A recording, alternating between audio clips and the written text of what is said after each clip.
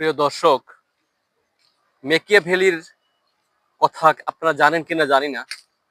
মেকিয়াভেলির কথা হচ্ছে, সে একজন দার্শনিক, লেখক, পলিটিক্যাল ভাবে সে লেখক, রাষ্ট্রবিজ্ঞানী বলা যায়। তার কথা হচ্ছে, জনগণকে যত প্রেসার ক্রিয়েট করে এবং রাজনীতির মাঠে খেলা দেখিয়ে পোল্টি মেরে যদি কখনো এগ্রি হতে পারে, অ্যাডভান্স হতে পারে, তাহলে সে রাষ্ট্র ক্ষমতায় থাকবে। চিন্তা করতে পারেন তার চিন্তা ভাবনা, তার দার্শনিকতা কতটুকু। এবং এগুলো ফলো করে কে? যারা স্বৈরাচার এবং স্বৈরাচারের ন্যায় এক নায়কতন্ত্র ভাবে যদি কেউ রাষ্ট্র পরিচালনা করতে চায়, তিনি এই মেকিয়াভেলির আদর্শগুলো ফলো করে। কিন্তু উত্তম আদর্শ রাসূল সাল্লাল্লাহু আলাইহি ওয়াসাল্লাম, তার আদর্শ যদি ফলো করে, তাহলে সেই দল, সেই রাজনীতিবিদরা আজীবন ক্ষমতায় থাকবে এবং ইতিহাসে স্বর্ণাক্ষরে লেখা থাকবে তাদের নাম। কিন্তু এখন স্বৈরাচাররা ফলো করে মেকিয়াভেলি। আরে বেটা, মেকিয়াভেলি আজকাল পরশুদিনকার আবিষ্কার হয়েছে। এবং সে কি রাষ্ট্র ক্ষমতা থাকার জন্য যত দুর্নীতি পরায়ণ সিস্টেম আছে সেগুলো সে শিখিয়ে দেয়। তার রাষ্ট্রনীতিতে এটাই আছে। আচ্ছা, আপনি বলেন, আরেকটা বিষয় যেটা বলছি, ইসলামী রাজনীতি। যদি কেউ ইসলামী রাজনীতি না করে তাহলে কি হবে? একটা মুসলমান কখনো ইসলামী রাজনীতি করবে না, ইসলামী রাজনীতির পক্ষে থাকবে না, ইসলামী রাজনীতি চেতনায় সে নিজেকে বিলিয়ে দিবে না, সে কখনো ইমানদার হতে পারবে না। এটা কি আমার কথা? এটা সঠিক কোরআন এবং হাদিসের আলোকে। আপনি যারা ইসলামিক স্কলার তাদের সাথে কথা বলেন, তাদের দিকগুলো দেখেন এবং তাদের এই অ্যান্সারটা জানার জন্য যদি তাদেরকে প্রশ্ন রাখা হয়, তারা কি অ্যান্সার দেয় দেখবেন। তাহলে এই চেতনা মনোভাব যদি আপনি না রাখেন, সেটা আপনি ত্রুটিপূর্ণতায় আছেন, আপনি ত্রুটিযুক্ত। কিন্তু আপনি কখনো এই কথা বলতে পারবেন না যে আপনি ইসলামী রাজনীতি করবেন না, শরিয়া আইনে রাষ্ট্র পরিচালনা করতে পারবেন না, এটা করা উচিত না, আমার স্বাধীনতা আছে। আরে মিয়া, আপনার স্বাধীনতা কোথায়? এই মিয়া, আপনার স্বাধীনতা কোথায়? ফাজলামি মিয়া। স্বাধীনতা আপনার কোথায়? আপনাকে কে স্বাধীনতা দিছে?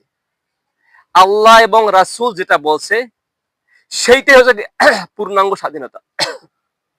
সেইটাই বাস্তব করতে হবে। এইটাই আপনার স্বাধীনতা। আপনার নিজস্ব স্বাধীনতা মানে আপনি পৃথিবীতে আসছেন কার ইচ্ছা আসছেন? নিজের ইচ্ছায়। আসমান থেকে পড়ে গেছে ঠাস করিয়া, তাই না? এরকম কখনো হতে পারে না।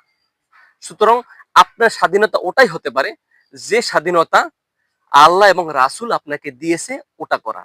আর একটা মুসলমান কখনো ইসলামী রাষ্ট্র চিন্তা ভাবনা থাকবে না, এরকম মন মানসিক থাকতে পারে না। আচ্ছা, এখন আরেকটা বিষয় আসি, জামাত শিবির।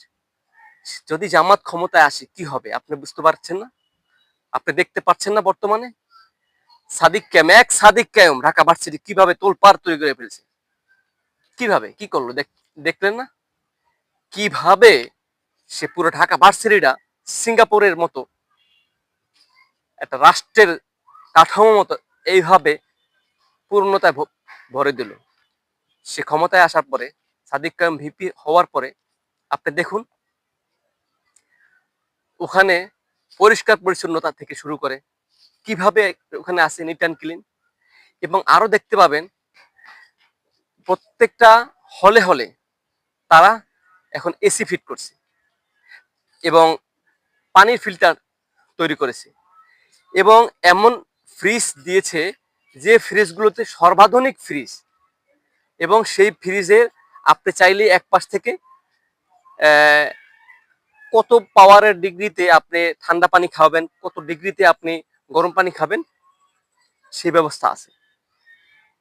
এরপরে দেখেন ভিতরে যে মানুষগুলো আছে, অর্থাৎ ভিতরে যারা এবং বাহিরে যারা ফুটপাতে আছে, এগুলো অবৈধ যে ব্যবস্থাপনাগুলো আছে এগুলো তারা তুলে দিচ্ছে। কিন্তু এর আরেকটা সিস্টেম দিলে তুলে দেওয়ার সাথে সাথে সমাজ কল্যাণ সেবা, সমাজ সেবা অধিদপ্তরের সাথে তারা কথা বলছে তাদেরকে কিভাবে এর একটা উপার্জনের ব্যবস্থা করা যায়। দেখেন তো, শুধু খেদিয়ে দিয়ে সরিয়ে দিয়ে তাদেরকে উচ্ছেদ করে দিয়ে ক্ষান্ত হন না, তাদেরকে আবার কর্মসংস্থান কিভাবে দিবে সেই ব্যবস্থা তারা করছে।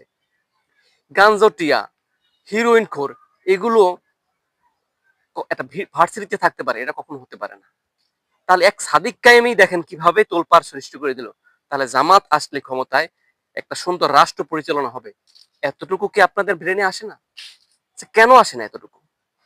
এই ভাবনাটা আমার চিন্তায় আসে না যে কেন বুঝতে পারছেন না। ধন্যবাদ প্রিয় ভিউয়ার্স, আমার সাথে থাকবেন, সাথে থাকতে থাকতে ভালো লাগবে, আর ভালো লাগা থেকে ভালোবাসা সৃষ্টি হয়ে যাবে। ধন্যবাদ।